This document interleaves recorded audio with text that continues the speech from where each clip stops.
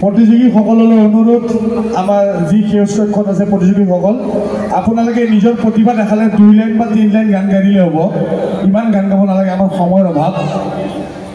ধন্যবাদ।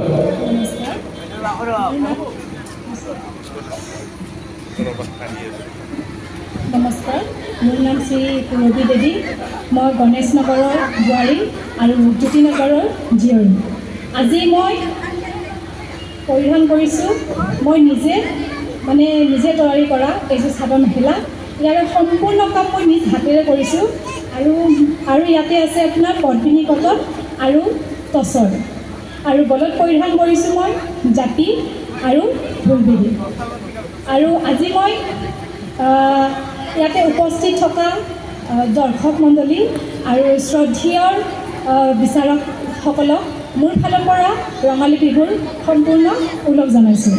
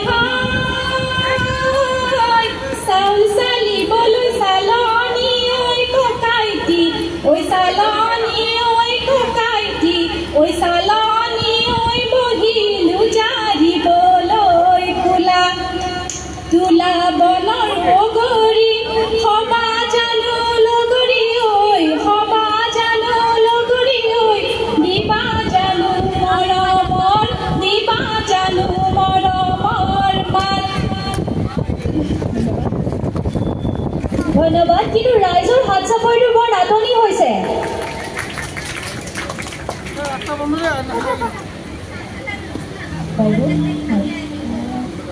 আপুনি প্ৰথমে আহিলে, আহি পেলাই আমি দেখিলোঁ যে আপুনি অকণমান পানীৰে ধুনীয়াকৈ মচি লৈছে। হয়, কিন্তু প্ৰথম কথাটো হ'ল আপুনি পানীখিনি এটা বটলত আনিছে। হয়, এনেই বটলত আনে জানো তেনেকৈ? বটল আচলতে নানে। হয়, তাৰমানে কি হ'ল, ময়ো আহিছিলোঁ তাৰমানে ওচৰৰ মানুহ এঘৰ তালৈকে বিহুলৈ মাতিছিলে। তাৰপিছত দেখা পালে ইমান ধুনীয়াকৈ আপোনালোকে শালবাৰী কমিটিয়ে ইমান ধুনীয়াকৈ সাজপাৰ প্ৰতিযোগিতা পাতিছে। চ' মই নিজকে ৰখাব নোৱাৰি পেলাই ময়ো অংশগ্ৰহণ কৰিলোঁ। চ' ঘৰৰ পৰা অহা হ'লে মই যোগাৰ পাতি কৰি লৈ আহিলোঁ হয়, কিন্তু তেওঁলোকৰ তাত নাছিলে তাৰমানে প্ৰতিটো। থকাৰ কাৰণে মই বটলতে পানীখিনি কৰে জেগাখিনি শুদ্ধ কৰি গ'লোঁ। ঠিকে আছে। ইয়াৰ পিছত যাতে এইটো কাম নকৰি জনালোঁ। আৰু আপুনি কৈছে আপুনি নিজেই বোৱা কটা কৰে। বোৱা মানে কি কয়, এইযোৰ তাৰমানে মই কাটি কুটি নিজে চিলাই কৰিছোঁ। এভৰিথিং তাৰমানে গোটেইখিনি মই নিজে কৰিছোঁ। হয়, খুব ভাল লাগিছে আপোনাক দেখিবলৈ। আৰু আপুনি এখন বৰ ধুনীয়া গামোচা লৈছে। মোৰ প্ৰশ্নটো এনেকুৱা ধৰণৰ যে গামোচাত আপুনি 2টা ছাইডে ফুল বচা আছে। হয়, আমাৰ এনেই অসমীয়া যিখন গামোচা শুদ্ধ হৈছে মই আপোনাৰ পৰা জানিব বিচাৰিছোঁ। শুদ্ধ এইটো আপোনাৰ মই দেখাতটো শুদ্ধ বুলিয়ে ভাবিছোঁ, বাকী ভুলটো আপোনালোকে গম পাব দিয়কচোন। সাধাৰণতে দুফালে ফুল দিলে কি হয়, দেখাত শুৱনি হয়। আৰু এইখন যেনেকৈ পাটৰ গামোচা, এইখন লোৱাৰ কাৰণে ব্যৱহাৰ কৰা হয়, আৰু যিখন আমাৰ গা চা মোচাৰ কাৰণে ব্যৱহাৰ কৰা হয় সেইখন বাৰু কটনৰ হয়। কটনৰ কাৰণে তাৰমানে একফালে হ'লে ফুল থাকে বা পাৰি থাকে, কৰা থাকে।